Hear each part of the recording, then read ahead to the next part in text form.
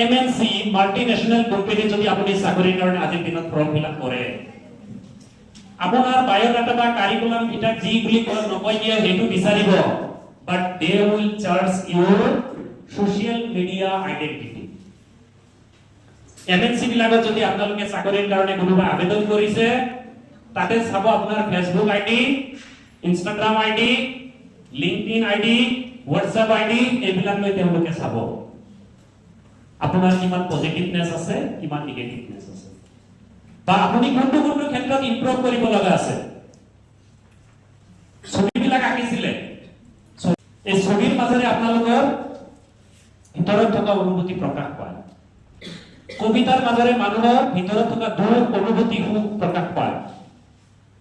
So তেনেকেই MNC বিলাকত যদি চাকৰি কৰিব কোনোবাই গৈছে বা ইন্টাৰভিউ দিছে, তেওঁলোকৰ সোশ্যাল মিডিয়া প্লেটফৰ্মত কি আছে এইটো চাব বিচাৰে।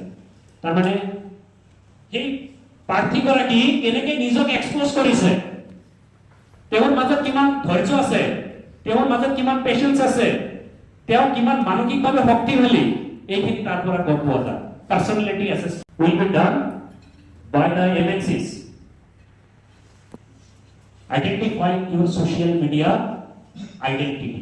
We are virtually world citizen. Geographically we are citizen of India, but virtually we are world citizen. Our citizenship is beyond Indian territory. An American can check our identity. আমার কি চলি আছে কি নচলি আছে চাব পাৰে। সো আপোনালোকৰ সাকসেসৰ কাৰণে গোটেইখিনি বস্তু মনত ৰাখিব। কমিউনিকেশন, তাৰপৰা আপোনাৰ সোশ্যাল মিডিয়াৰ পৰা আপোনাৰ চাব হাউ can you communicate other people. Number 1, communication is the number 1 skills of 21st century. Remember it. If you are a good communicator, you can progress yourself.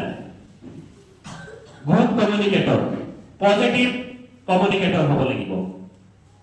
So I have seen the positiveness among yourself. মই প্ৰথমতে কৈছো আপোনালোকে সব adjective positive use কৰিছে, positive সেন্সত use কৰিছে। So your communication should be positive in the sense. এটো positiveness থাকিব লাগিব। Socially,